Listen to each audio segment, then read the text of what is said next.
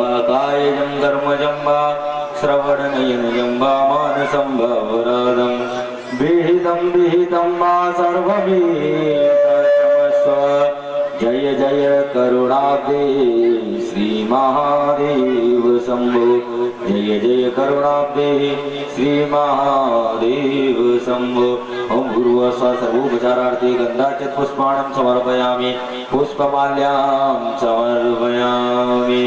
माल्यादीनि सुगन्धीनि मालित्यादीनि वय प्रभो मया हितानि पुष्पाणि पूजार्थं प्रतिगृह्यताम्। ओम श्री सर्वेश्वर माधवाय श्री सदाशिवाय नमः। कृष्णाय वासुदेवाय हरये परमात्मने प्रणतक्लेशनाशाय गोविन्दाय नमो नमः। ओम गोविन्दाय नमो नमः। नमस्कारं समर्पयामि। धियाये नित्यं मयि संरजतगिरिनिवं चारुचन्द्रावतंसं रत्नाकल्पोज्ज्वलाङ्गं परशुमृगिवरा भीतिहस्तप्रसन्नं परमासीनं समन्तास्तुतममर। अगर हम सावन में बाबा जी के मंदिर नहीं जा पाते हैं, बेलपत्र नहीं चढ़ा पाते हैं, उनकी पूजा नहीं कर पाते हैं, परिक्रमा नहीं कर पाते हैं, जय श्री राम। और बहुत मैया के लिए ताली बजा दो। जय श्री राधे, जय श्री कृष्ण, जय हो मैया। अरे हल्ला नहीं करो। ये मैया ने मेरा चुनरी उड़ा करके जो ये स्वागत किया है, मैया परम्बार जगत जननी मैया मेरी अष्टभुजी दुर्गे महारानी मैया के भंडारे हमेशा भरे रहे।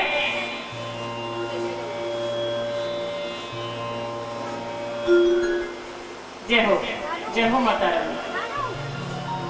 मैया के भंडारे हमेशा भरे रहे और मैया पर बाबा अपनी कृपा बनाए रखना। जो मैया ने आज ये मंच पर आकर के देवाधिदेव महादेव की कृपा से जो आपका स्वागत हुआ है। हमने कल आपको एक बहुत ही सुंदर कथा सुनाई थी महाराज। देवराज की कथा हमने आपको सुनाई थी।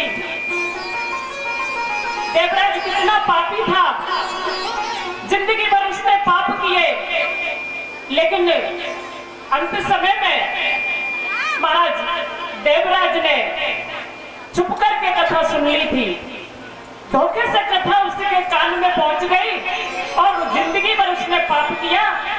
और उसके जब वो उसकी मृत्यु 5 मिनट पहले होनी थी और उसने सिर्फ 5 मिनट के बाद कथा सुनी, देवराज डर गया, परम धाम में पहुंच गया, शिव धाम में पहुंच गया। यमलोक में भी यमराज की नहीं चली, केवल 5 मिनट शिव तत्व का नाम लेने से उसके पूरी जिंदगी भर के पाप धुल गए और देवराज का उद्धार हो गया। बड़ी सुंदर कथा। मैया पापी का कैसे उद्धार होता है। हम अगर पूरे श्रावण मास का महीना कितना पवित्र होता है, पूरे महीने भर कुछ न करें आप, कुछ न कर पाए आप, तो आप सिर्फ शिव पुराण का इतना महत्व है, इस शिव पुराण का इतना महत्व है, आप 5 मिनट पंडाल में जाकर के शिव पुराण सुन ले तो आपको पूरे महीने का फल मिल जाता है मेरी मैया। पूरे महीने का ये वैसी है मेरी शिव पुराण, पूरे महीने का फल मिल जाता है सिर्फ 5 मिनट बाबा की शिव पुराण सुनने से। तो अब हम आपको आगे एक कथा बहुत सुंदर बताएंगे कि ये शिवलिंग की उत्पत्ति कहां से हुई है। जो हम बाबा की शिवलिंग की पूजा करते हैं ना, उसकी उत्पत्ति कहां से हुई है। महाराज, एक बार सभी देवताओं में चर्चा होने लगी और सभी देवता मिलकर के पृथ्वी लोक पर आते हैं और ऋषियों के पास जाते हैं देव प्रयाग में। वहां सब ऋषि मुनि एकत्रित बैठे होते हैं। देव प्रयाग में सभी ऋषि मुनि एकत्रित होते हैं और वहां सूत जी महाराज का आवागमन जब होता है तो सभी ऋषि सूत जी महाराज से एक बात पूछते हैं, सूत जी आप एक बात बताओ कि ये शिवलिंग क्या है? आखिरकार हम किसकी पूजा करें और हमारा कैसे तरण तारण होगा? तो सभी सूत जी बोले, सुनो एक बार की बात हम आपको बताते हैं। कौन सी बात? एक बार वेदव्यास तप कर रहे थे। वेदव्यास तप कर रहे थे महाराज, और वेदव्यास के पास में सनत कुमार जी आते हैं। सनत कुमार जी ने देखा और वेदव्यास जी से पूछा कि व्यास जी आप तप कर रहे हैं? व्यास जी बोले हाँ तप कर रहे हैं, मगर मेरा मन विचलित हो रहा है कि अच्छा एक बात बताओ आप तप क्यों कर रहे हैं? तप आप क्यों कर रहे हैं? कि हम तप अपनी मुक्ति के लिए कर रहे हैं। भैया हम आप पूजा करने जाते, कोई हमसे पूछे आप पूजा क्यों करने जा रहे हो, तो एक ही तो बात करोगी, हमारा परिवार सुखी रहे, हमारे बच्चे सुखी रहे, हम सुखी रहे, हमारे घर में धन धान्य बढ़े, प्रसन्नता हो। आप जो भी मांगने जाती है जो आपकी मनोकामना होती है उसके लिए तो आप पूजा करते हो और उद्धार हो, आपका कल्याण हो आपका। तो व्यास जी ने कहा हम अपनी मुक्ति के लिए तप करते हैं। सनत कुमार जी ने कहा मुक्ति के लिए तप करते हो तो आराधना किसकी करते हो? तप में भजन किसका करते हो? भजन। तो वेदव्यास जी ने कहा हम भजन तो परमात्मा का करते हैं। कौन से परमात्मा का? बोले ये तो हम भी नहीं जानते हैं। सनत कुमार जी ने कहा आप ऐसा करो, शिव जी की, भगवान शंकर की तप करो, वो सारे मुक्तों की जड़ है। भगवान शंकर का एक बार नाम ले लो, वो सारे संकट की जड़ है और मुक्ति भगवान देवादिदेव महादेव से ही मिलती है। व्यास जी बोले अच्छा तो अब हम देवादिदेव महादेव का ही तप करेंगे। सनत कुमार जी ने व्यास जी से कहा सुनो एक बार की कथा मैं आपको बताऊं। एक बार मैं मंदराचल पर्वत पर तपस्या कर रहा था। मंदराचल पर्वत पर मैया 5 मिनट भी मन लगा करके आपने कथा सुन ली, आपका जीवन धन्य हो जाएगा, करोड़ों जन्मों का फल मिलता है शिव पुराण करने से। ये शिव पुराण मेरी औकात नहीं यहाँ पे ठलवाने की, मैंने सोचा भी नहीं था, सावन में भी सोचा नहीं था। ये बाबा जी की कृपा है, हम कुछ नहीं करते, हमने सोचा भी नहीं था और बाबा जी की शिव पुराण हम कर रहे हैं यहाँ पर। सोचो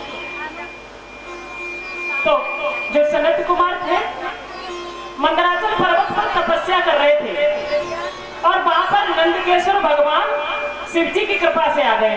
कौन? नंदकेश्वर भगवान आ गए और नंदकेश्वर भगवान ने सनत कुमार जी से कहा कि सनत कुमार जी आप तपस्या कर रहे हैं, किसकी कर रहे हैं? अरे सनत कुमार ने भी वही प्रश्न किया, हम परमपिता परमात्मा की तपस्या कर रहे हैं। अरे परमपिता परमात्मा में से किसी को तो उद्देश्य बनाया होगा। बोले ये तो मुझे भी नहीं पता है।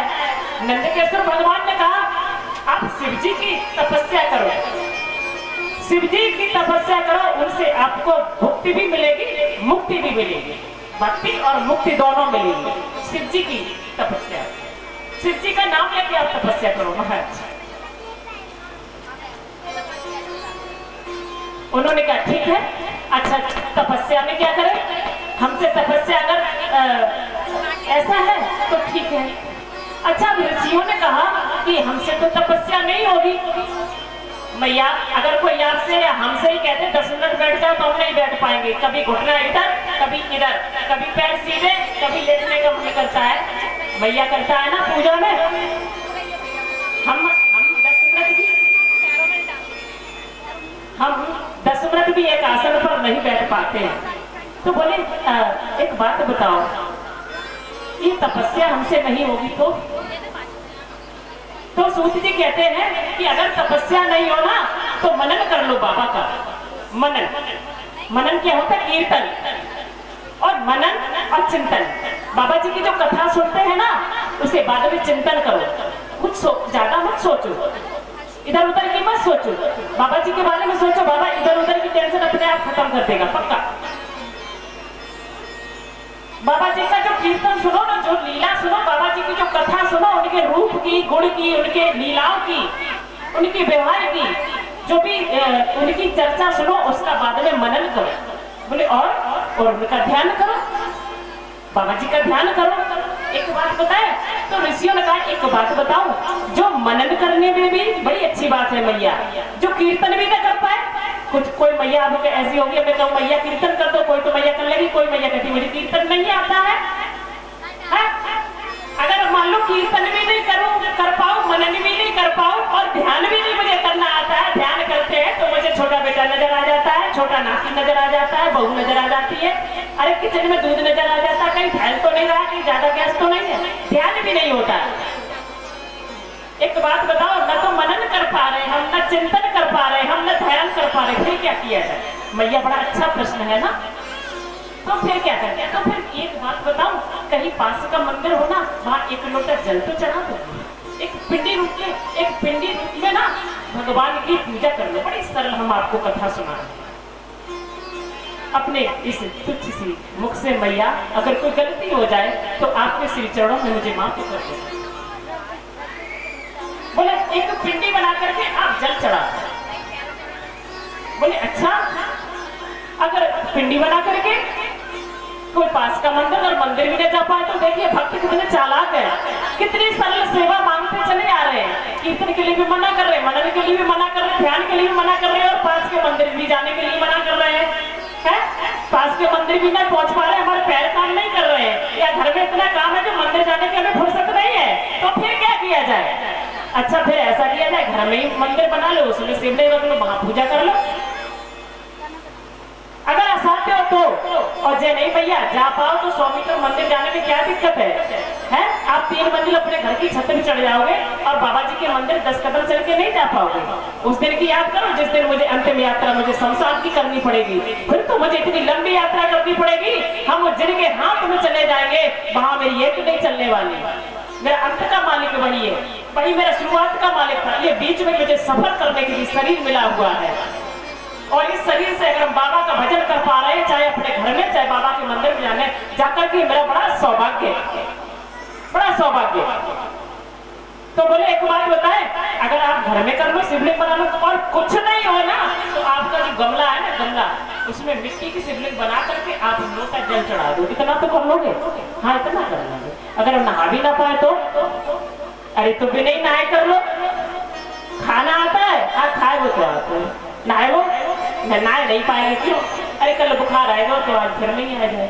तो तुम ऐसे करो, भगवान की मन से ही पूजा कर लो, मानसिक स्नान कर लो। अब बाबा जी ने कही ऐसे बात करो, मानसिक ही खाई लियो तुम, तो मानसिक स्नान करोगे ना, मेरे लिए मेरी पूजा करोगे, फिर मेरे पास आओगे तो हम तुमसे कहेंगे मानसिक भोजन प्राप्त करना, ये पास का प्रसाद रखा, भूख लगी होगी तुम्हें हम देंगे नहीं, ज्यादा चालाकी मत करो। तो कहने का मतलब ये है, आप अपने मंदिर में मिट्टी की गमले में मिट्टी की शिवलिंग बना करके वहां जल चढ़ा दो। सबसे बड़ी महिमा है पार्थिव शिवलिंग, वहां जल चढ़ा दो। और फिर अगर आप कहीं मान लो सफर में हम चले गए, हमारे पास शिवलिंग इत्यादि की व्यवस्था नहीं होती है ना, तो क्या किया जाए? अरे तो आप एक अंगुष्ठ की शिवलिंग बना लो। ये जो हमारा अंगूठा है ना, इस तरह से हमने किया तो ये क्या नजर है मैया? छोटी शिवलिंग है, छोटी शिवलिंग है। और सबसे पहले बाबा का कीर्तन ही उन्होंने कहा, अच्छा कीर्तन महिमा, कलयुग में सबसे बड़ी महिमा कीर्तन की कही गई है। बहुत सुंदर एक कीर्तन बाबा का करते हैं, सभी मैया ताली बजा करके सहयोग करेंगे बाबा जी का, सभी बहुत सुंदर। राधे कृष्ण राधे हर बाबा। ओ भोला सब दुख काटो मारा भोला, सब दुख काटो मारा भोला, सब दुख काटो मारा।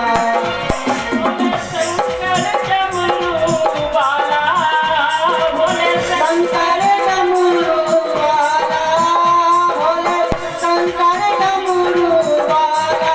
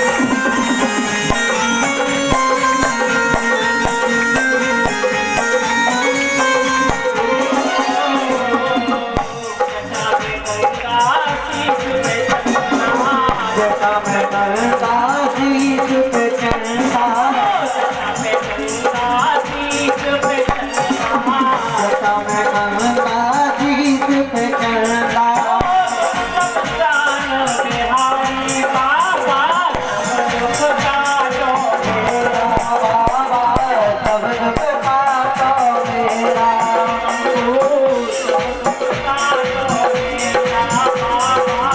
सब दुख काटो मेरा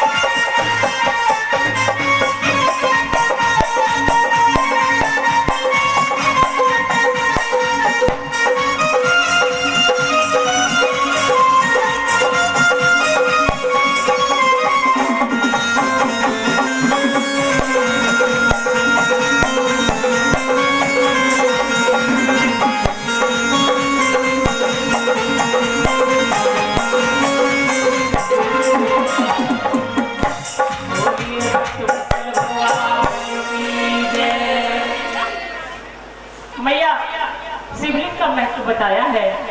उसके बाद ऋषियों ने पूछा, एक बात बताओ, शिवलिंग क्या होती है? हम शिवलिंग को ही जल क्यों चढ़ाए? शिवलिंग से ही हमारी पूजा पूरी क्यों होगी? आखिरकार ये शिवलिंग क्या है? शिवलिंग का महत्व बताइए। तो बोले कि एक बार की बात है, ब्रह्मा जी ब्रह्मलोक में बैठे हुए थे। तो ब्रह्मा जी तप कर रहे थे और ब्रह्मा जी को परमपिता परमात्मा ने सृष्टि की रचना करने का आदेश दे दिया, आप सृष्टि की रचना करेंगे।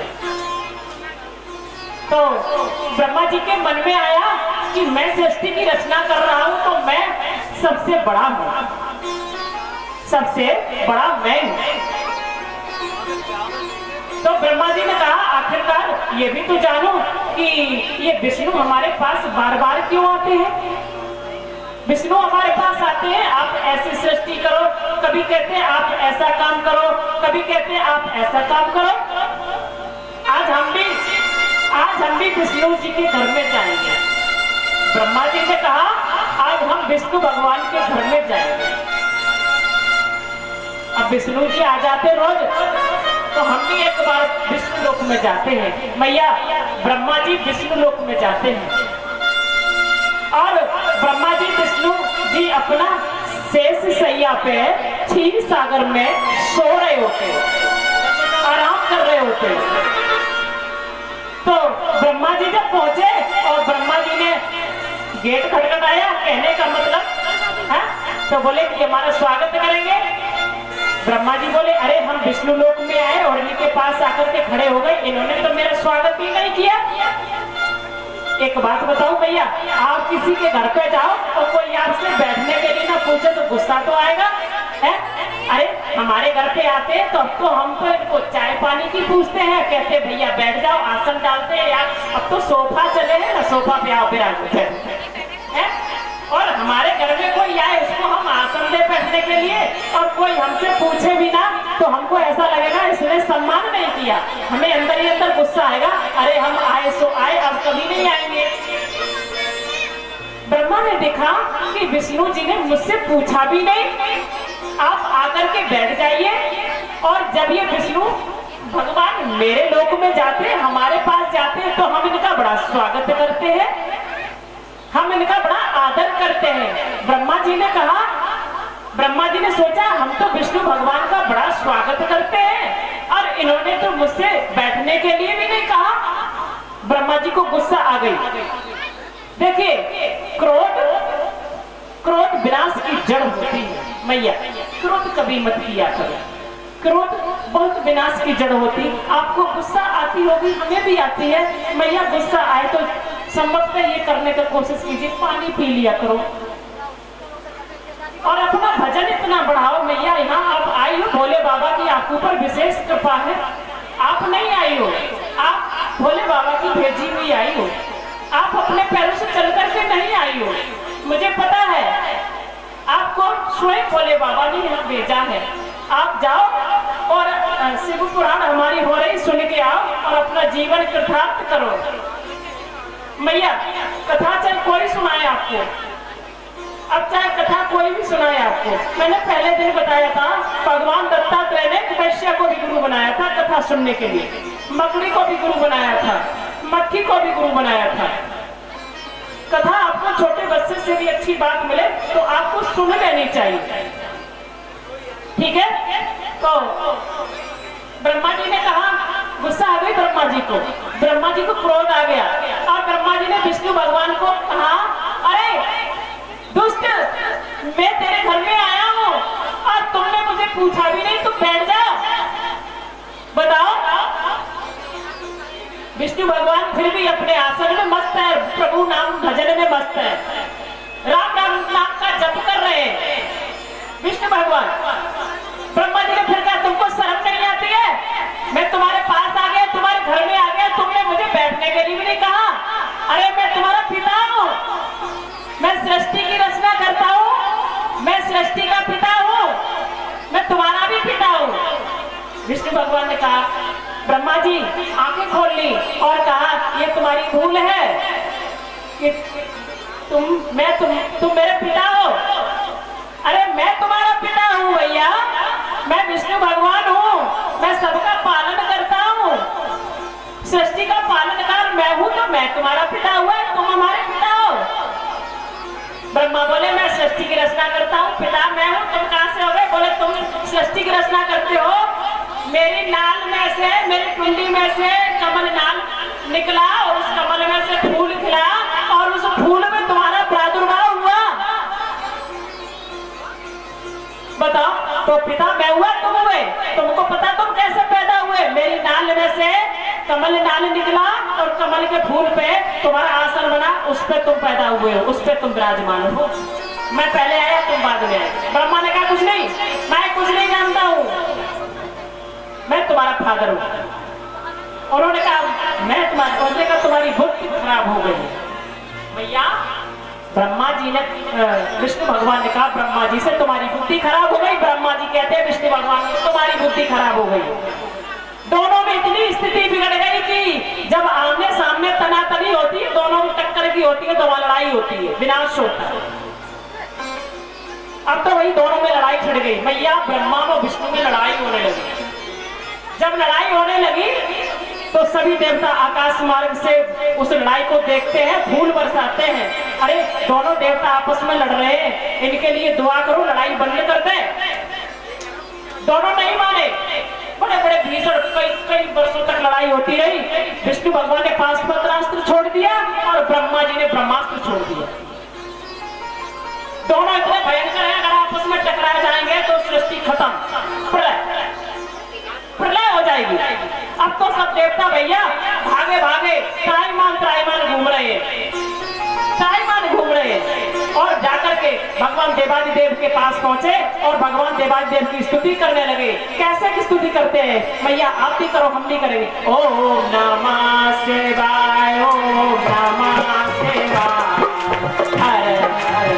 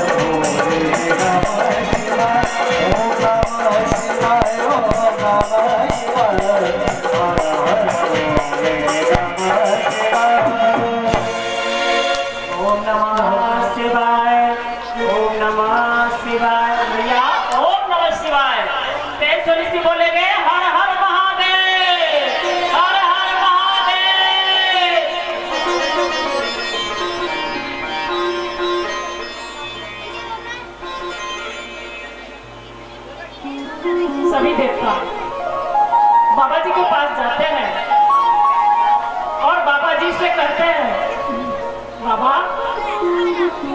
प्रलय हुई जा रही है, प्रलय हुई जा रही है। ब्रह्मा और विष्णु आपस में लड़ रहे हैं, एक दूसरे को बड़ा बता रहे हैं। बाबा जी ने कहा ठीक है, अब आप चिंता मत करो, जाओ। देवताओं को बाबा जी ने भेज दिया और बाबा जी अपने सुब्रत रथ पर सवार हुए। बाबा जी ने अपने 100 गणों को साथ में लिया, नंदी को साथ में लिया। बाबा जी युद्ध देखने के लिए चल दिए, जरा मैं भी तो देखूं ब्रह्मा विष्णु के युद्ध को। और बाबा जी बादलों में छिप गए, बाबा जी बादलों में छिप गए। और बादलों में छिप करके मैया बाबा जी युद्ध को देख रहे हैं, बाबा जी युद्ध को देख रहे हैं। और बाबा जी ने देखा कि जब ब्रह्मा जी ने ब्रह्मास्त्र छोड़ दिया और शंकर वो विष्णु जी ने पाशुपतास्त्र छोड़ दिया, अब जब दोनों टकराने की स्थिति में आ गए, बाबा जी ने सोचा कि अब तो सब खत्म, जब सब खत्म हो जाएगा कुछ बचेगा ही नहीं। बाबा जी ने तुरंत अग्नि का रूप बना लिया, बाबा जी ने विशाल अग्नि का रूप बना लिया और अग्नि के रूप में विशाल होते चले गए, विशाल होते चले गए। वो जो दोनों ब्रह्मास्त्र थे ना, जो विष्णु ने छोड़ा था और जो ब्रह्मा जी ने छोड़ा था, वो उसी लिंग में समा गए।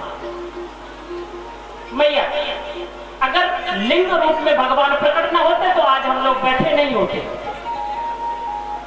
वो जो ब्रह्मास्त्र थे दोनों लिंग में समा गए, समा करके खत्म हो गए। वो वही उनका प्रभाव खत्म हो गया और वो लिंग जो था बहुत बड़ा होता चला गया, बहुत बड़ा वो लिंग होता चला गया, इतना बड़ा होता चला गया। अब तो इधर ब्रह्मा जी खड़े हैं और इधर विष्णु जी खड़े हैं, दोनों देखे जा रहे हैं और लिंग छोटा होने का नाम नहीं ले रहा, वो बढ़ता चला जा रहा, बढ़ता चला जा रहा। इतना विशाल पृथ्वी से लेकर के आकाश पता नहीं कितना ऊंचा होता चला गया। अब तो दोनों इधर उधर खड़े, युद्ध बंद हो गया और उस लिंग को देख रहे हैं। मैया उस लिंग को देख रहे हैं, आखिरकार ये क्या है? अग्नि रूप के स्तंभ में जो लिंग हमारे बीच में प्रकट हुआ, ये क्या है? आकाशवाणी से आवाज जाती है कि ब्रह्मा विष्णु, ये लिंग रूप में जो मेरा प्राकट्य हुआ है, आप इसका पता लगा के आओ। जो सबसे पहले इस लिंग का पता लगा के आ जाएगा, उसको सबसे बड़ा मान लिया जाएगा। भैया दो लोगों की लड़ाई में यही तो होती है? एक बीच का निपटारा करवाने वाला ही तो होता है। जो दो लिंग के दोनों लोग खड़े थे ना, और जो लिंग था वो बोले कि जो सबसे पहले पता लगा के आएगा उसको सबसे बड़ा मान लिया जाएगा। अब तो भैया ब्रह्मा जी ने हंस रूप धारण किया, बोला मैं ऊपर जाऊंगा। ब्रह्मा जी ने कहा मैं ऊपर जाता हूं, और विष्णु भगवान ने शूकर का रूप बना लिया। किसका? शूकर का रूप बना लिया। विष्णु भगवान बोले मैं नीचे जाता हूं, मैं पाताल लोक में पता करके आऊंगा कि कितनी नीचे है। और ब्रह्मा जी ने कहा मैं ऊपर पता करके आऊंगा कि कितना विशाल है, कितना ऊपर है। अब तो विष्णु जी शूकर का रूप धारण करके पातालपुरी में चले गए और ब्रह्मा जी ऊपर, दोनों चले जा रहे हैं, कोई छोर नहीं मिल रहा। और एक बात बताऊं, जो व्यक्ति हमेशा नीचे रहता है ना, नीचे बैठने वाले या नीचे झुकने वाले, वो हमेशा बड़े होते हैं मैया, हमेशा बड़े होते हैं। एक बात याद रखना, विष्णु जी ने नीचे जाना स्वीकार किया पातालपुरी में, और ब्रह्मा जी ने ऊपर जाना स्वीकार किया। हार तो उनकी तभी होगी ब्रह्मा जी। ब्रह्मा जी हंस का रूप धारण करके ऊपर जाते हैं और विष्णु जी जब नीचे जाते हैं, मगर लिंग का कोई और छोर ही नहीं मिलता है, न नीचे न ऊपर। अब तो भैया ब्रह्मा जी जहां ऊपर गए, वहां एक केतकी का फूल मिला, एक केतकी का फूल मिला। ब्रह्मा जी ने कहा मिल गया, मिल गया। बोले क्या मिल गया? अरे मुझे छोर मिल गया। बोले कैसे? अरे तुम ऐसा करना, मैं नीचे जाता हूँ, तुम बता देना कि छोर मिल गया, और वो कहे कुछ सबूत माने तो बता देना सबूत ये केतकी का फूल है। मैया सबूत ये केतकी का फूल है, समझ रही हो ना मैया मेरी? हाँ। और एक गैया मिली, और गैया से कहा कि आप ऐसा करना, नीचे देवादिदेव महादेव खड़े हैं या आकाशवाणी हो, कोई तुमसे पूछे कि ये सच बोल रहे हैं, छोर मिल गया, तो गैया से कहा तुम सही बता देना। गैया बोली देखिए मुझे लोग पूजा करते हैं, मेरे में सारे देवता निवास करते हैं, मैं झूठ कैसे बोल दूंगी? अगर मैं झूठ बोल दूंगी तो मेरी फिर पूजा नहीं होगी, असत्य तो बोलना नहीं चाहिए। ब्रह्मा जी बोले तुम सच बोल रहे हो, जो मैं कह रहा हूँ वही बोल देना, मैं जगत का पिता हूँ, मैं तुम्हें एक वरदान देता हूँ। ब्रह्मा जी ने कहा था गैया से तुम्हें सबसे पहले रोटी दी जाएगी। जिन घरों में खाना बनता है ना, जिन घरों में मैया आटा लगाती सभी के घर में लगता है, जो पहली रोटी निकाल करके तुम्हें नहीं देगा उसकी समस्त रोटियों में पाप निवास कर जाएगा। वो अगर पूजा भी ना करे, भगवान को भोग भी ना लगा तो कोई बात नहीं। अगर मैया एक रोटी सबसे पहले की निकाल के गैया मैया को खिला देगी ना, तो फिर उसकी जो अन्य रोटियां है ना उनमें पाप नहीं लगता है। वो एक रोटी गैया के अंदर सब देवता निवास करते हैं, और जो एक रोटी गैया मैया को खिला देती है ना, तो सभी देवता उस भोग को ले लेते हैं। गैया बोली अच्छा, मुझे एक रोटी के लिए तुम झूठ बुलवा रहे हो? मैया ने गैया ने क्या कहा? ब्रह्मा जी से कहा ब्रह्मा जी तुम एक रोटी के लालच में मुझसे झूठ बुलवाने के लिए कह रहे हो?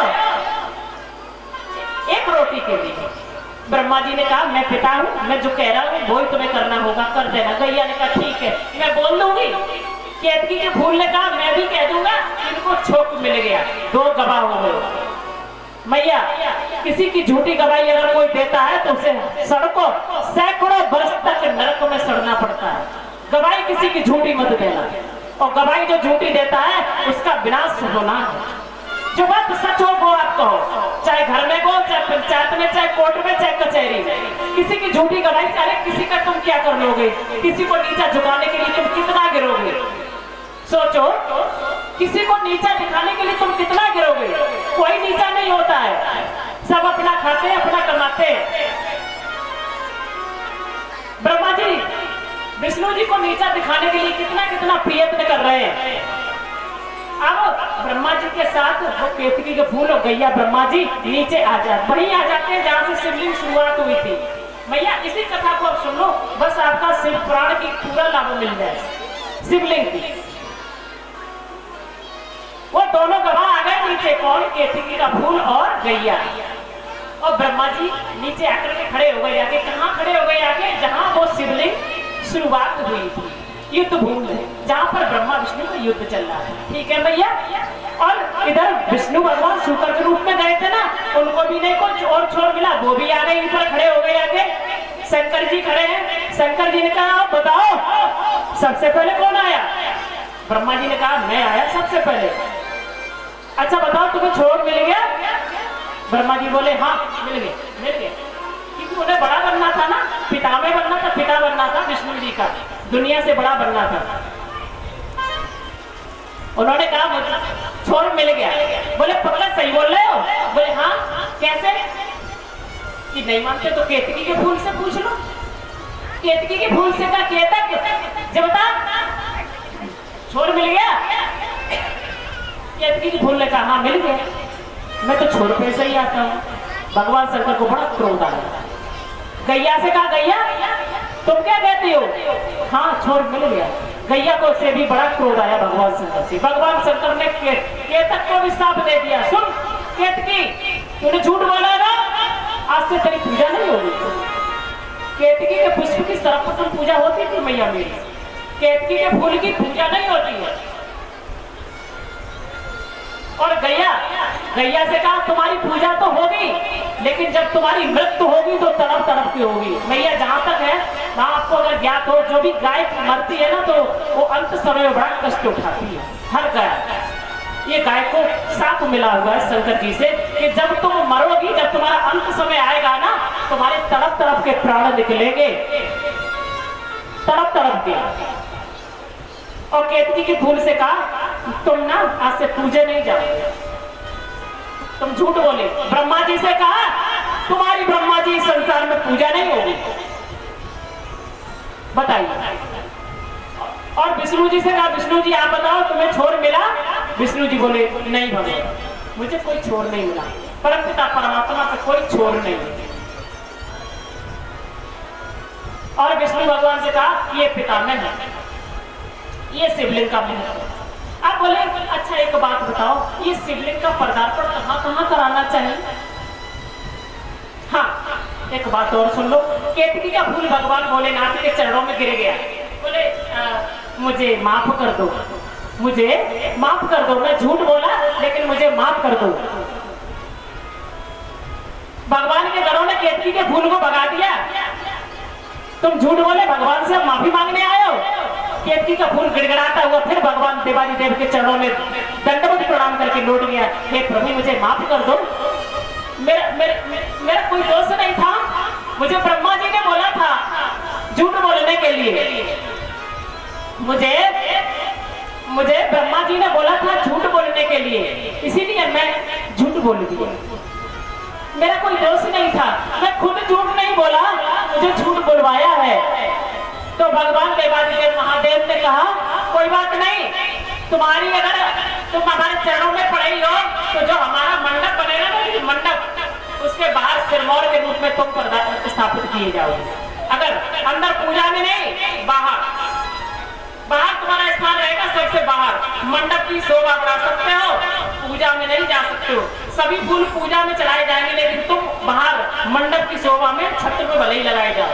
मेरी मंदिर में जो मंडप बनेगा उसमें भले ही सजाने में तुम्हें काम कर लिया जाए, लेकिन पूजा में तुम्हारा नाम कदापि नहीं होगा। पूजा तुम्हारे फूल से राधे कृष्ण, पूजा में तुम्हारा कदापि नहीं पूजे जाओगे। भगवान एक बात और सुन लो, अब जो ब्रह्मा जी झूठ बोले थे ना, शंकर भगवान को ब्रह्मा पर बड़ा क्रोध आया। ब्रह्मा जी तुम्हारे साथ क्या किया जाए? शंकर भगवान को ब्रह्मा से इतना बड़ा क्रोध आया, शंकर भगवान ने कहा मैं ब्रह्मा को भी नष्ट कर दूंगा, मैं दूसरे ब्रह्मा को बना लूंगा जिससे सृष्टि दूसरे ब्रह्मा में रचा लेंगे। भैया बड़ी अच्छी बात सुना।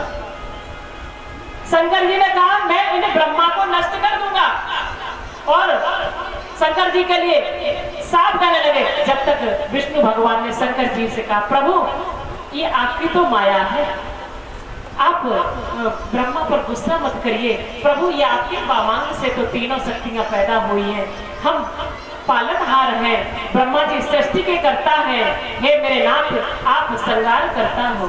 देवी जी की आप श्रृंगार करता है। राधे राधे। ओम नमः शिवाय, ओम नमः शिवाय,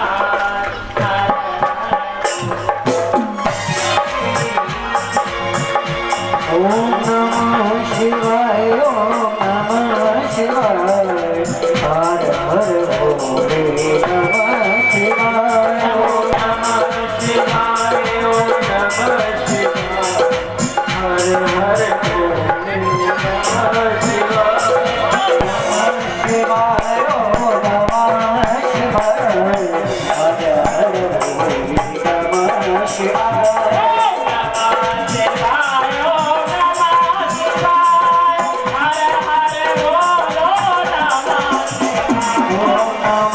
Shiva,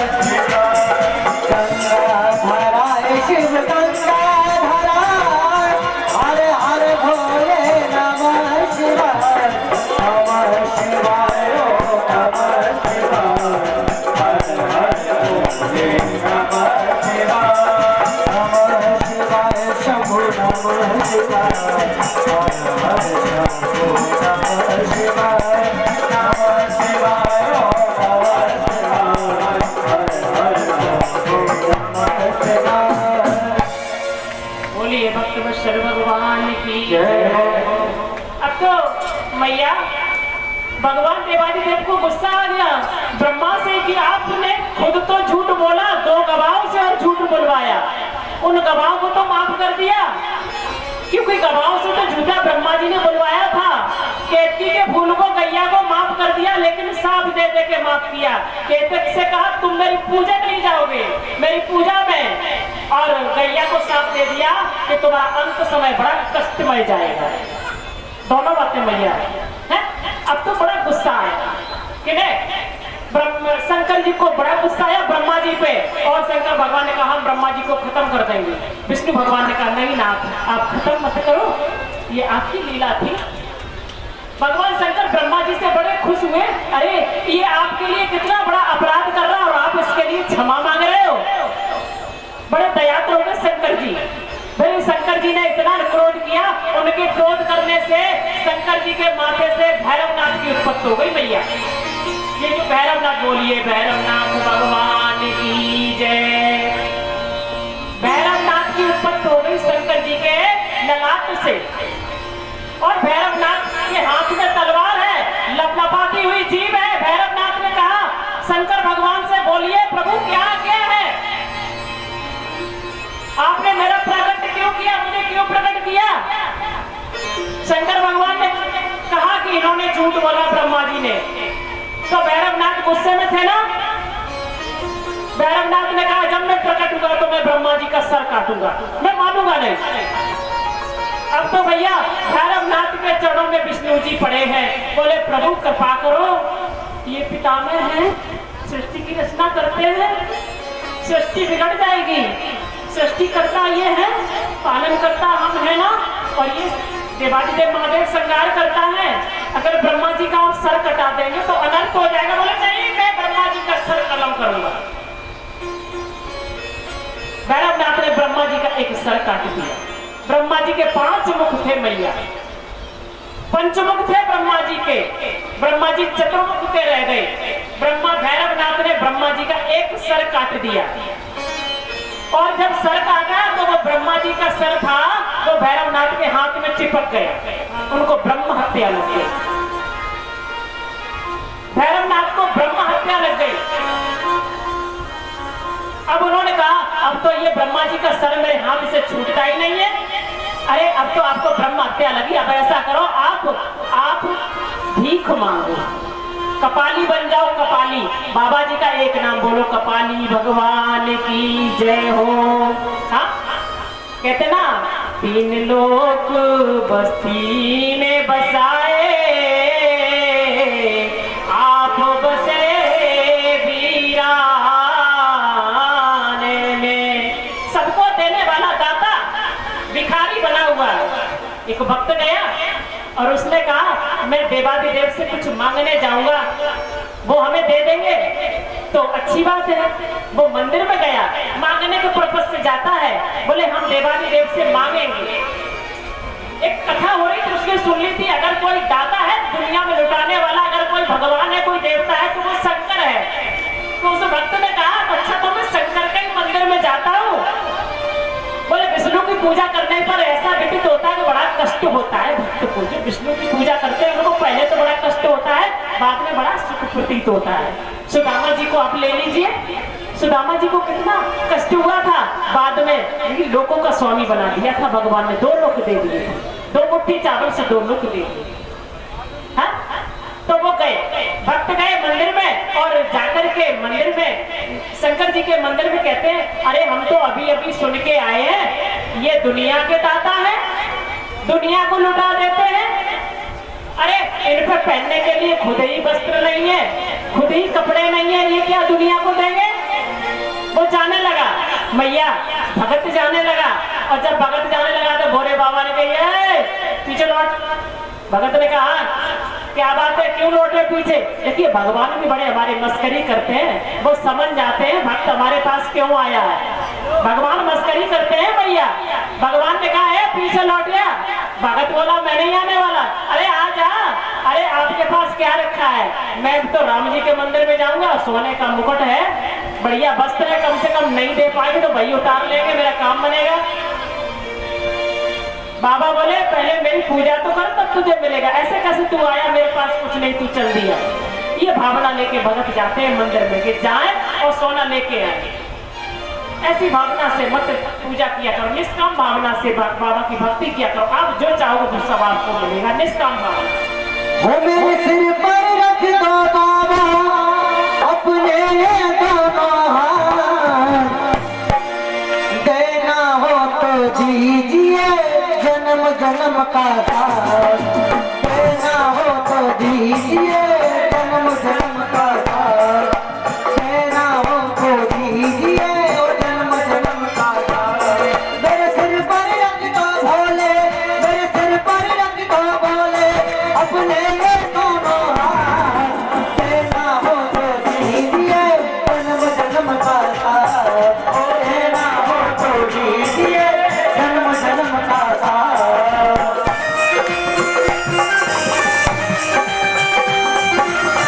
और सुन रहे हैं? भैया और खड़ी हो जाओ।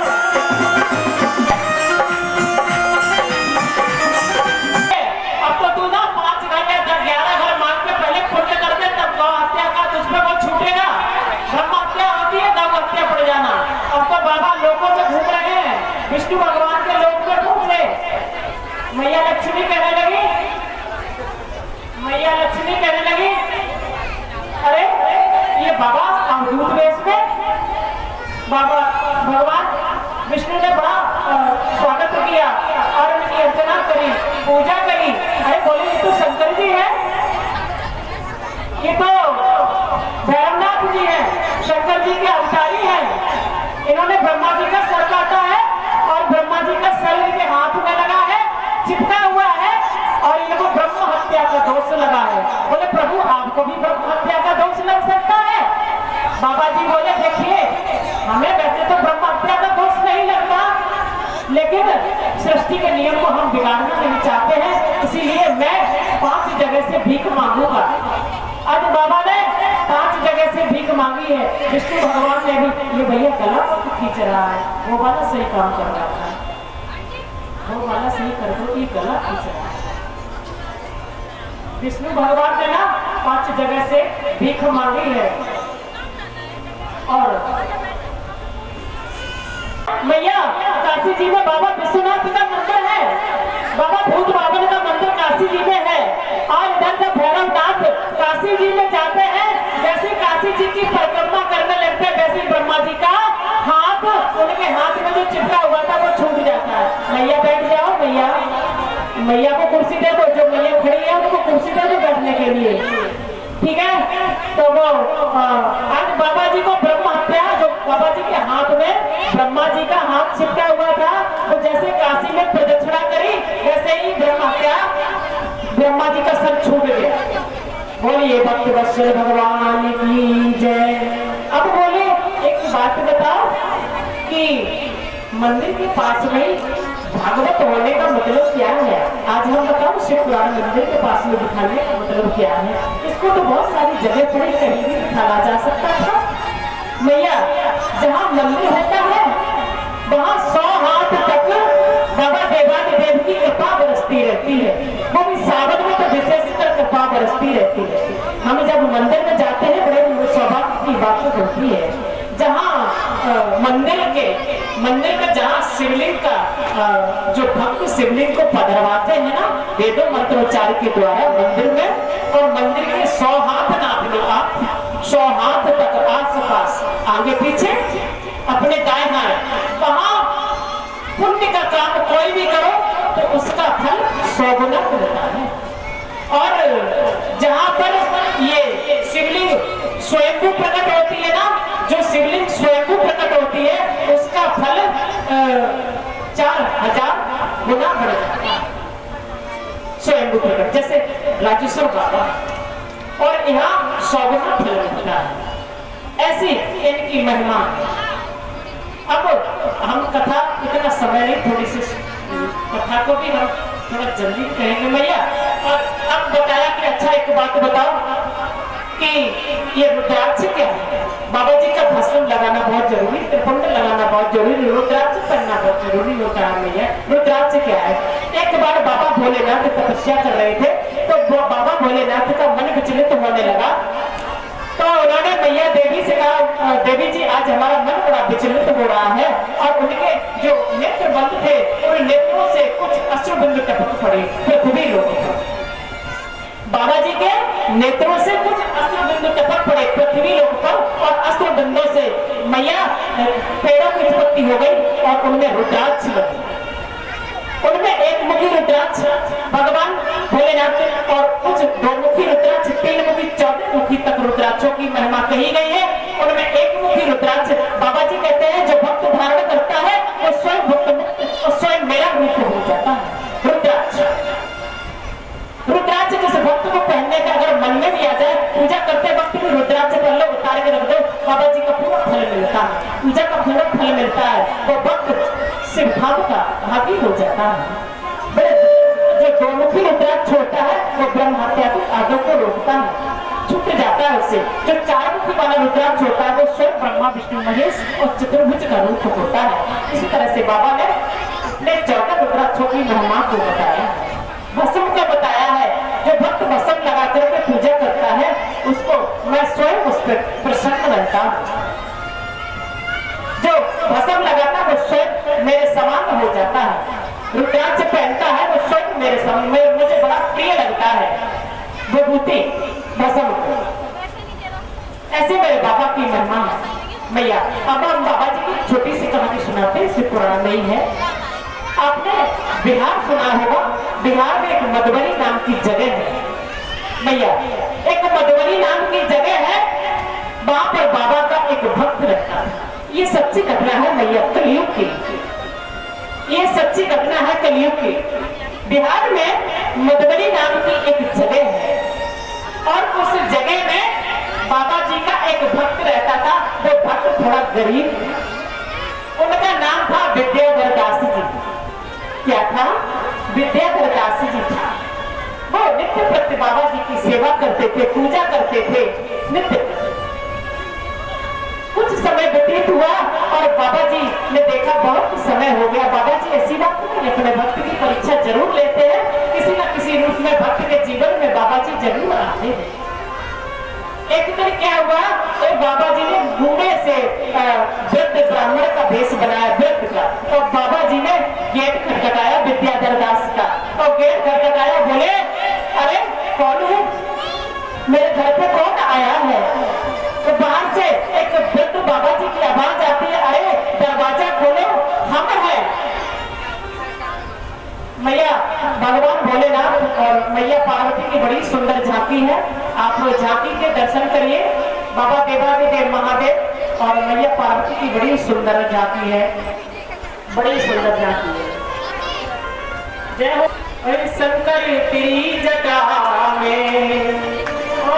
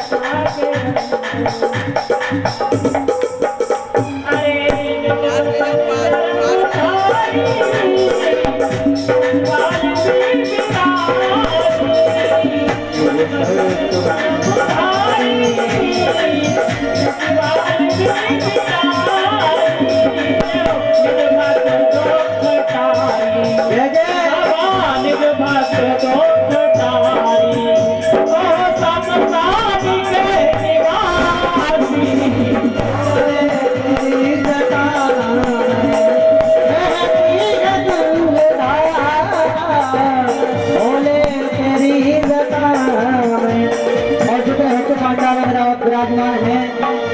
सभी भोले बाबा का पूजन करिए वारी वारी से आकर के, जितने भक्त पांडाल में विराजमान है।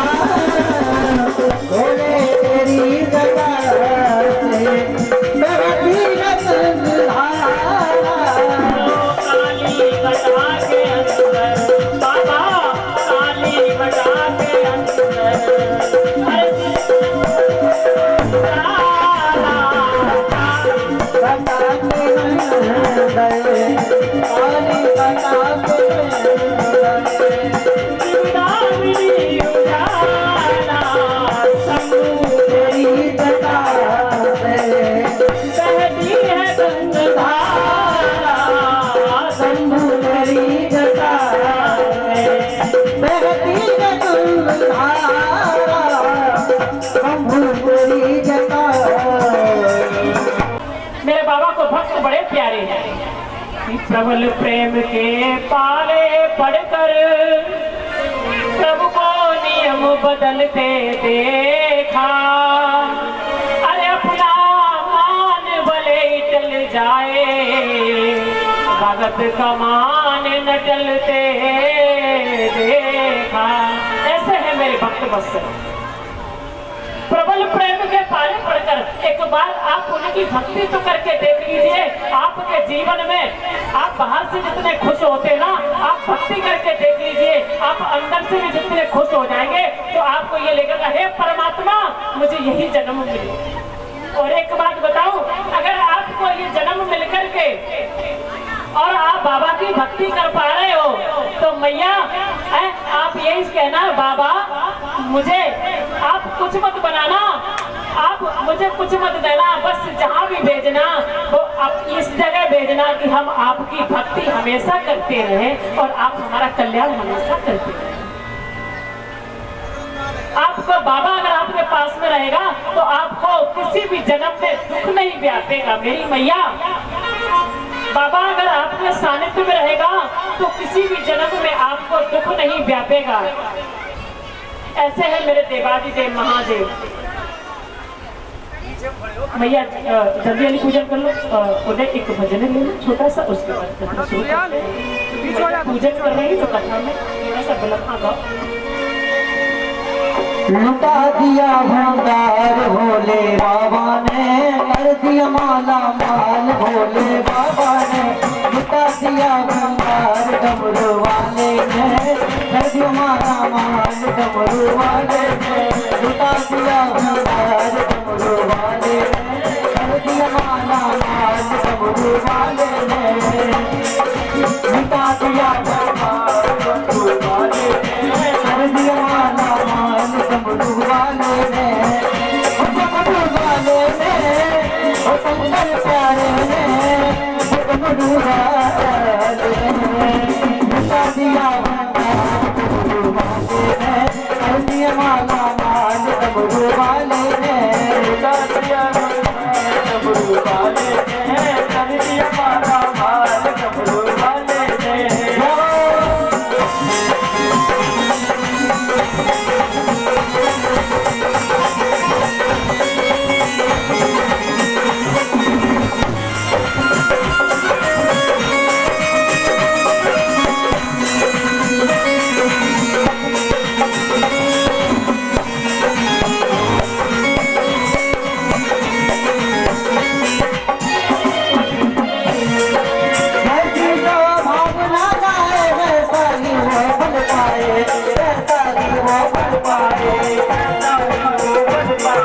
नहीं खाली उसे लौटाया, मन ही मन में हंसाया, वो मन ही मन में हंसाया, मन ही मन में हंसाया।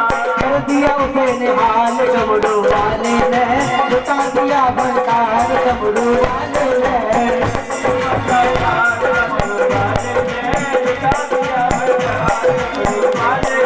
लुटा दिया भंडार डमरू वाले ने, कर दिया माला माल डमरू वाले ने।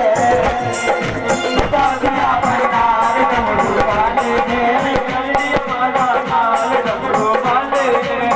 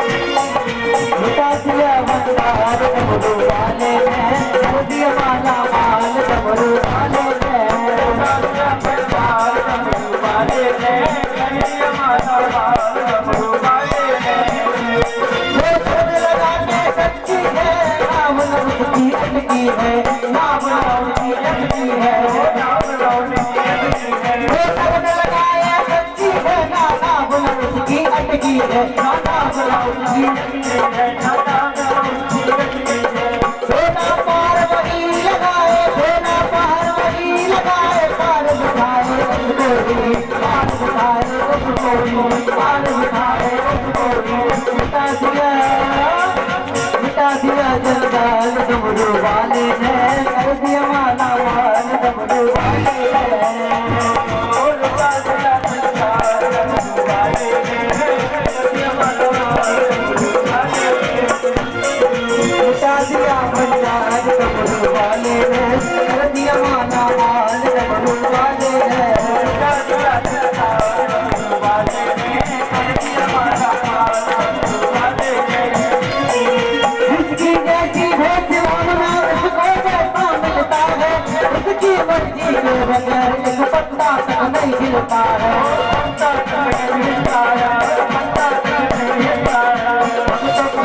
भक्त को करे निहाल डमरू वाले ने, मिटा दिया भंडार डमरू वाले ने।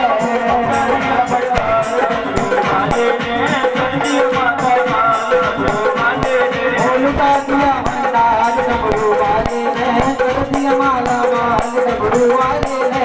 लुटा दिया भंडार डमरू वाले ने, कर दिया माला माल डमरू वाले ने। लुटा दिया भंडार डमरू वाले ने, कर दिया माला माल डमरू वाले ने। लुटा दिया भंडार डमरू वाले ने, कर दिया माला माल डमरू वाले ने। ये भक्त वत्सल भगवान की जय। भैया इसी बीच में हम आपको एक बात बताना चाहते हैं। हमारे भैया जितने भंडारे में आलू लगेंगे वो हमारे दीवान सिंह जी भैया यहाँ मंच पर आ जाए, थोड़ा सा स्वागत करते हैं उनका। पूरे आलू हमारे भैया दे रहे हैं।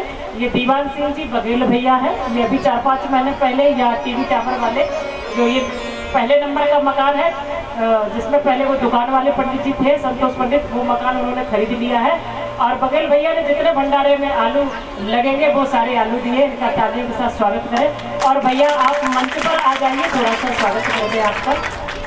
दीवान सिंह जी भैया आ जाइए, अरे आ जाओ।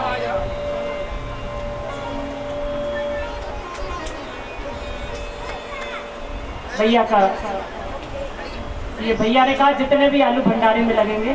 भैया हमने तो नहीं सोचा था कि प्रोग्राम छोटा है मोटा, हमें लग रहा आप इतनी जाने को जी चाहता है, कभी दिल में जाने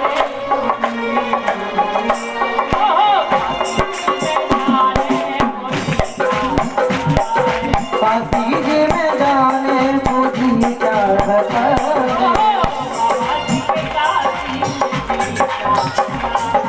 काशी जी में जाने को जी चाहता है। काशी में गंगा बहत है, काशी जी में गंगा बहत है, काशी में गंगा बहत है, काशी जी में गंगा बहत है। डुबकी लगाने को जी चाहता है, डुबकी लगाने को जी चाहता है। काशी में पहुंचा दिया मैंने आपको। हम तो डुबकी लगा लो, गंगा जी में डुबकी लगा लो, डुबकी। अरे काशी में जाने अरे काशी जी में जाने को जी चाहता है, काशी में गंगा बहत है, काशी जी में गंगा बहत है। डुबकी लगाने को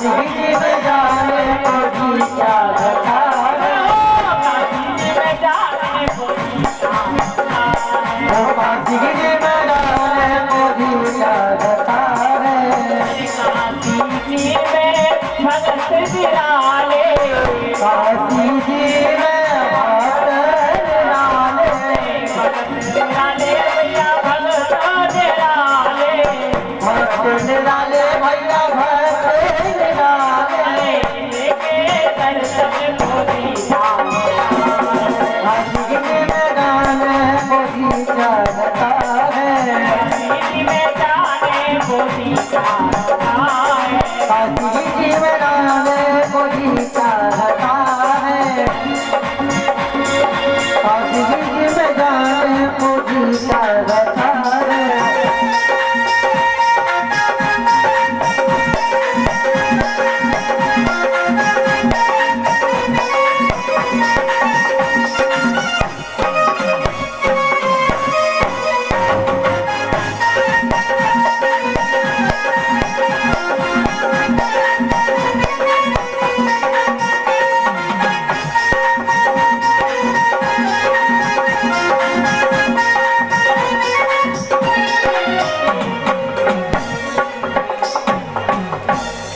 हमारे को दो हाथों से करता था, तो भगवान शंकर का श्रृंगार करते हुए 1200 को कम से कम 10-12 घंटे लग जाते थे। ऐसा बाबा जी का श्रृंगार करता था। हम कभी कभी कहते हैं ना कि हमने बाबा जी का सजाया, हमने बाबा जी का श्रृंगार किया। जो 1200 था ना, वो बाबा जी का श्रृंगार करने में 10-12 घंटे लगा लेता था भैया। तो इतना रोज श्रृंगार किया करता था उसने। बाबा जी बस श्रृंगार करता था और था योनि से राक्षस था। कौन था मैया? राक्षस था, राक्षस। वो श्रृंगार 10-12 घंटे किया करता था। बड़ी ध्यान से सुनना। बाबा देवादिदेव भगवान उस पर प्रसन्न हो गए और प्रसन्न होकर के एक बार प्रकट होकर के बोले कि हे बाणासुर, तुम क्या चाहते हो? मेरा इतना अद्भुत श्रृंगार करते हो, तुम मेरा श्रृंगार करने में 10-12 घंटे लगा देते हो, अद्भुत श्रृंगार करते, बोलो आपको क्या चाहिए? मैया, बाणासुर ने क्या मांगा? बाणासुर ने कहा, बाबा मैं आपका श्रृंगार करता हूँ ना, इन 2 हाथों से मैं 10-12 घंटे लग जाता है, आप मुझे 1000 हाथ दे दो। कितने? 1000 हाथ दे दो। तो आपका श्रृंगार जो 10-12 घंटे में होता है ना, वो तुरंत 1 घंटे में हो जाया करेगा। कोई हाथ तिलक लगाएगा, कोई भभूति लगाएगा, कोई मृगछाला पहनाएगा, कोई जटा संभालेगा, कोई अंग भभूति लगाएगा, कोई आपको त्रिशूल पहनाएगा, कोई आपका नाना प्रकार का जो आपका श्रृंगार होगा। जब 1000 हाथ आपका श्रृंगार करेंगे तो आपका श्रृंगार बहुत जल्दी हो जाएगा। बाबा उसने क्या मांगा? मांगा तो मांगा, 1000 हाथ मांगे। क्यों मांगे? बाबा जी के श्रृंगार करने के लिए। अब जो वो 10-12 घंटे में करता था ना, वो अब 1 घंटा 1.5 में ही फिनिश कर देता बाबा जी का श्रृंगार करके। बाबा जी ने प्रसन्न होकर कहा कि बाणासुर, तुमने जो मांगा मैंने तुमको दे दिया। बाणासुर बड़ा खुश हो गया और खुश होकर के बाणासुर अब चला गया, बाबा जी की सेवा करने लगा। कुछ दिनों बाद बोले फिर बाबा देवादिदेव महादेव के पास पहुंच गया। बोले बाबा बोले अब क्या बात है? बोले ऐसा करो, ये बड़ी भुजाएं खुजली पड़ती है इसमें मेरी भुजाओं में देखिए, जो प्रकृति ने हमको जो चीज दे रखी है ना, हम उसके अलावा जो भी भगवान से मांगते हैं, बस भगवान से को भगवान साईं इतना दीजिए जामे कुटुंब समाए, अरे मैं भी भूखा ना रहूं, अरे साधु न भूखा जाए। आप अपने धन को इतना धर्म में लगाते रहिए जो आपका धन पवित्र होता रहे और आपके घर में कोई रोग ना किसी को हो। हाँ, कोई रोग ना हो, किसी को कोई व्याध ना हो।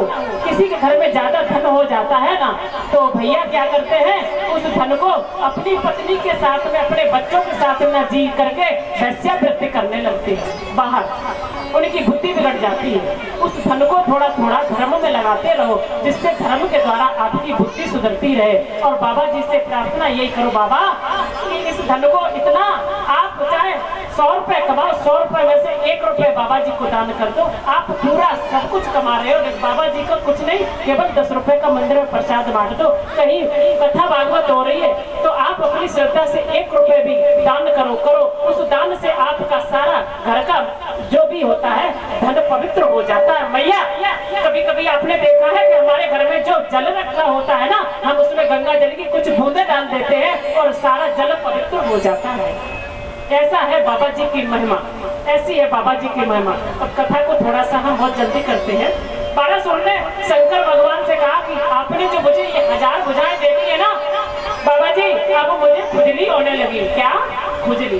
तो मैं तुमसे युद्ध करूंगा, आप मेरी भुजाओं को अब काट दो, अब देखते हैं कौन जीतता है।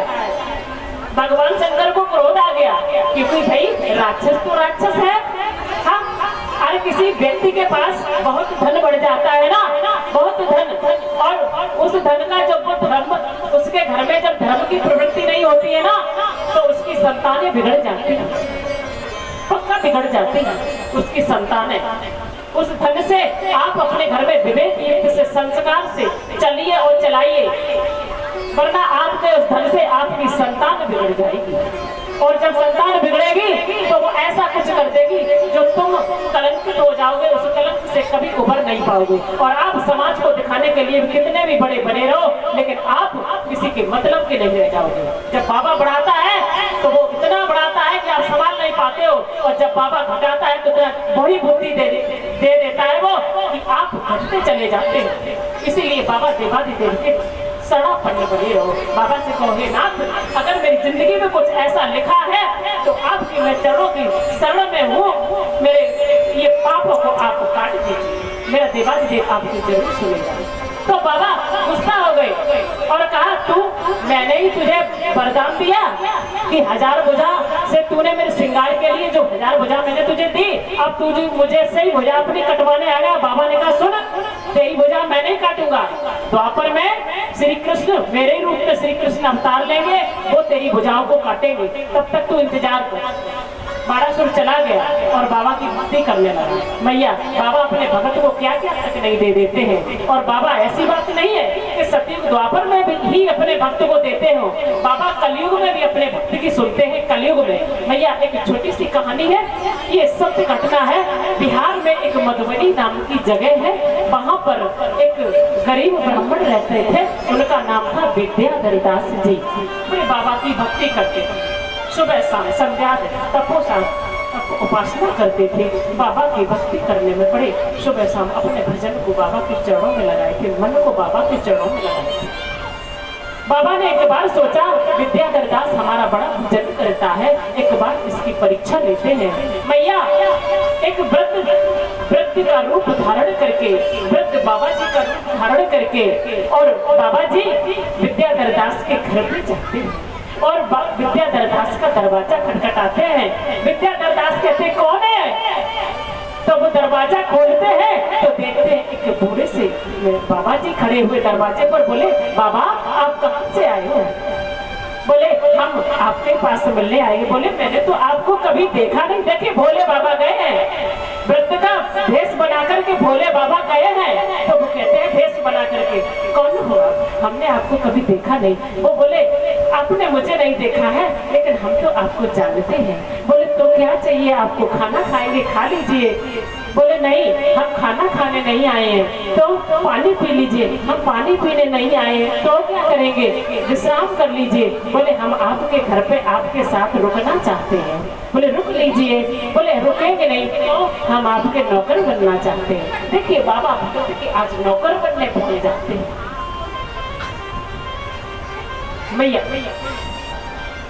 विद्याधर दास कहते हैं कि हमें 2 वक्त की रोटी खाने को तो मेरे पास ही लाले हैं, हम तुम्हें नौकर बना के पगार कहाँ से देंगे?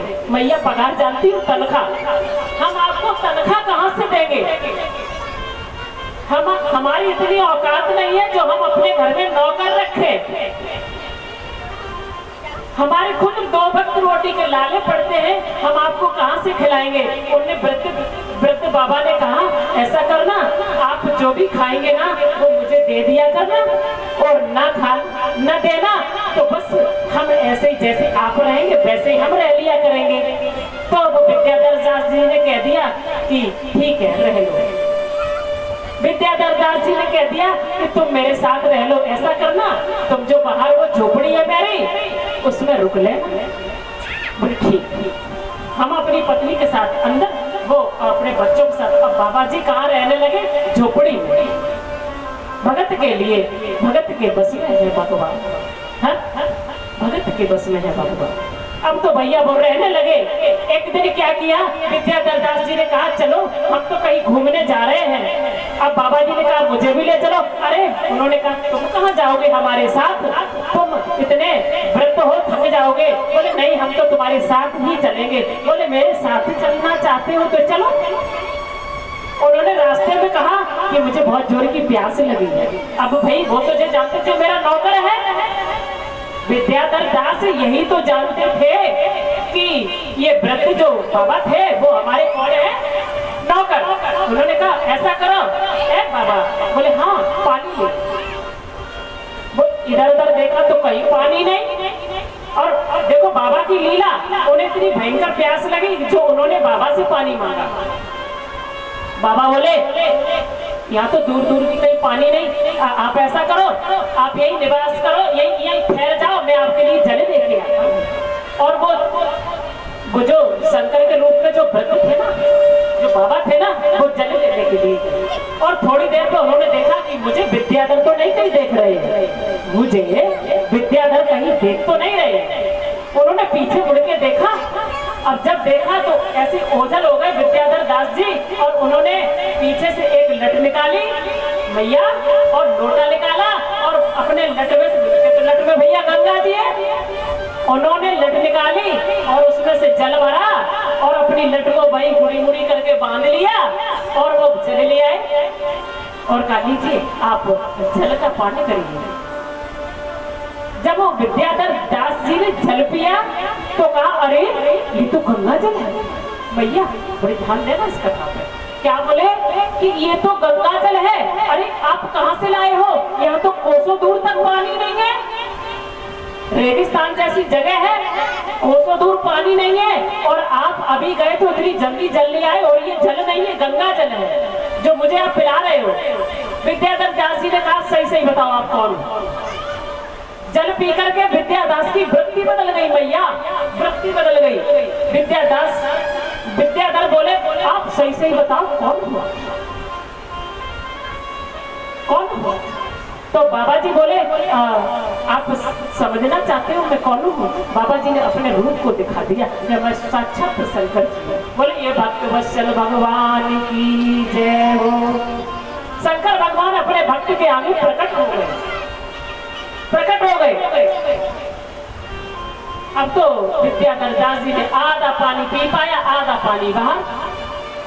अब तो बौनी के चरणों में गिर गए। बोले अरे मैंने आपसे अपने घर में झाड़ू भी लगवाई और हमने आपको बाहर झोपड़ी में रहने का आदेश दिया, हम अंदर लेटे आपको बाहर बिठाया, आपने मेरी रखवाली करी।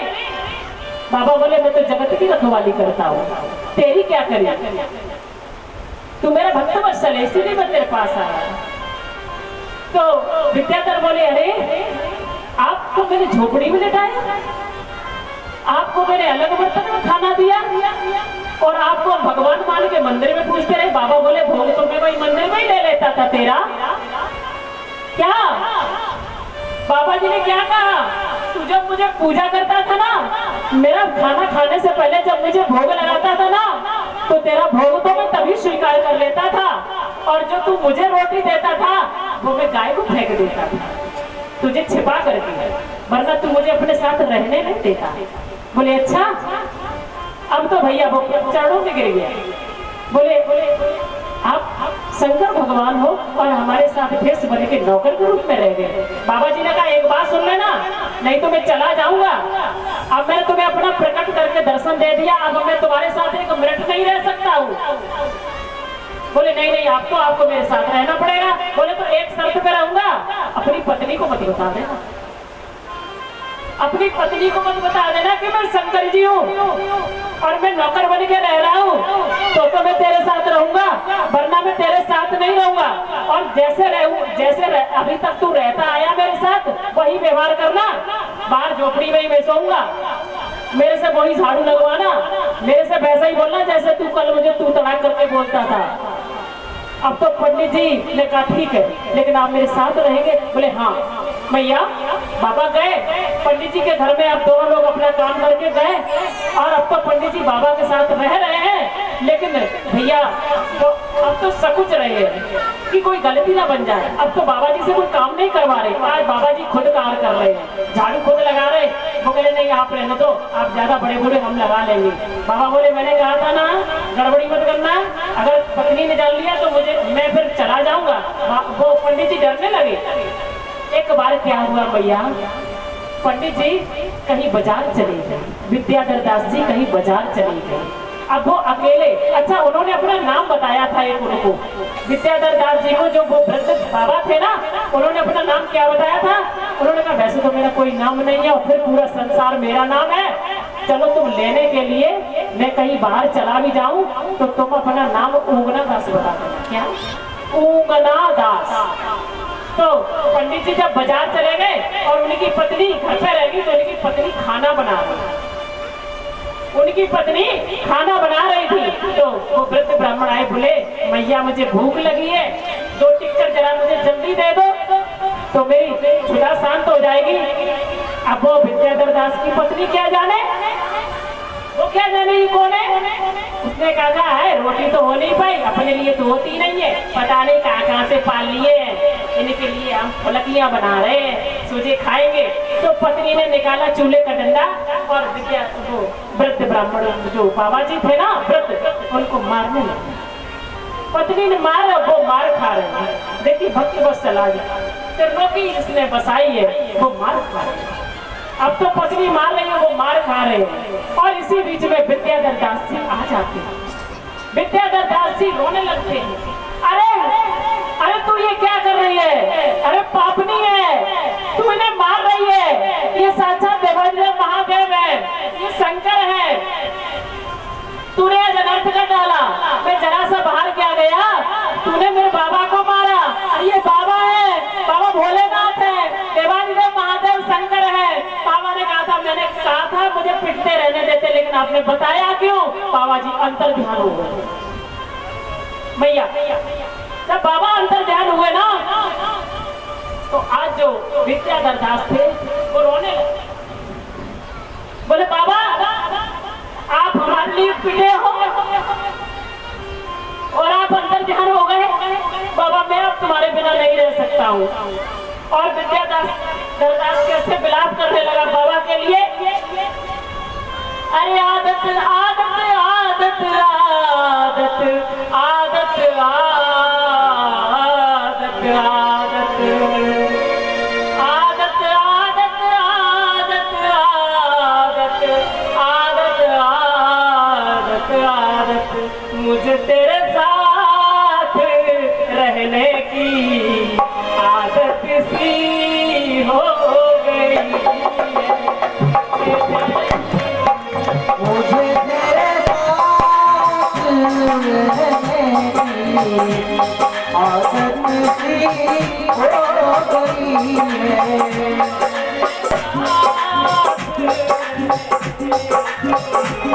आदत सी हो गई है। भोले आदत सी हो गई है।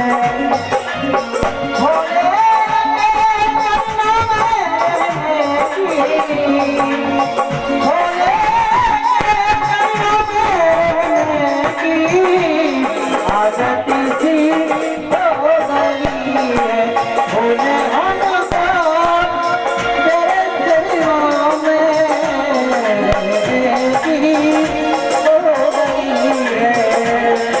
साथ रहने की आदत सी हो गई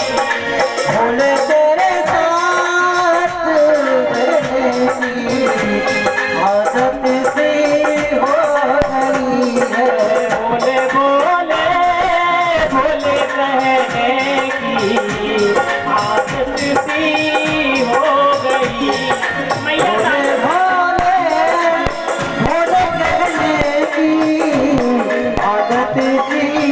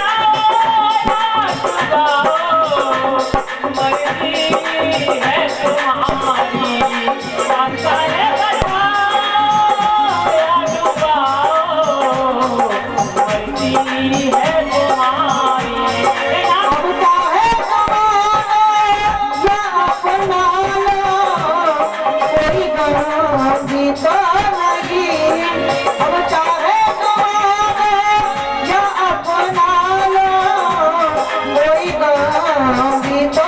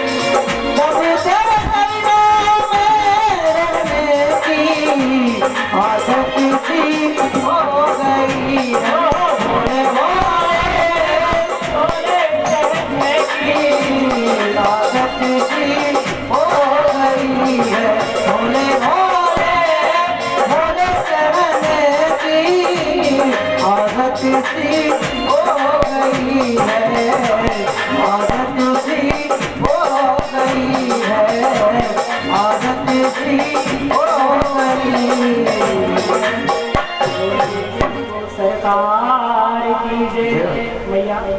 कथा का अब समय हो गया है, 5:15 हो गए हैं। मैया को दूध इत्यादि भी लेने जाना है। अब कल आप समय से कथा करने आ जाओ तो थोड़ा सा कुछ जल्दी व्यवस्था कर ले, क्योंकि कल की कथा है। मैया कितने बजे आ जाओगे तो हम भी जल्दी आ जाए। कल से मैया आप बताओ, कथा 2 की जगह 1 बजे से रख ले मैया। कल जल्दी आ जाए, 1 बजे से कथा रख लेते हैं, है ना। तो समय पर 5:30 बजे आरती करके हम निवृत्त हो जाएंगे, है ना। तो आज आरती कर ली जाए और कल आप समय से आ जाना, ठीक है। एक प्यारा सा भजन, उसके बाद आरती हो जाएगी। चलिए।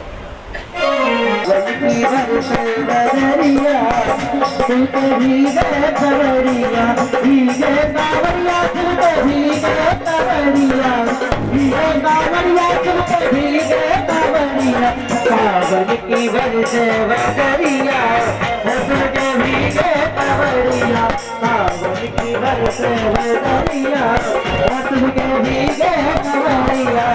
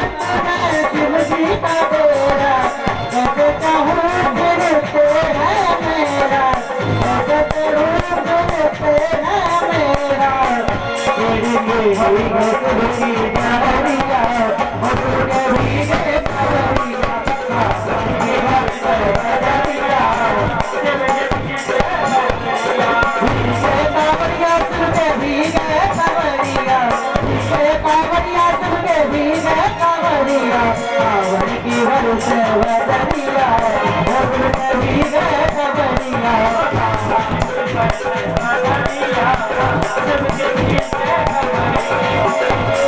सावन की बरसे बदरिया तुमके भीगे कवरिया सावन की बरसे बदरिया तुमके भीगे कवरिया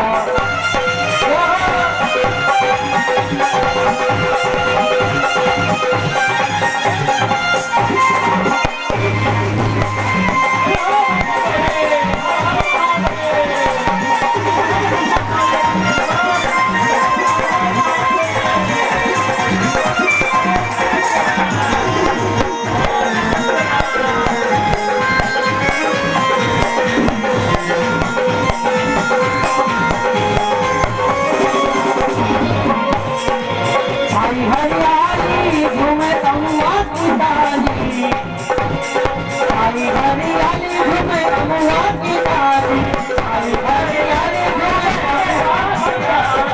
आई हरियाली घूमे अमुआ की डाली आई हरियाली घूमे अमुआ की डाली मत वाली मुझे कोयलिया डाली मत वाली मुझे कोयलिया डाली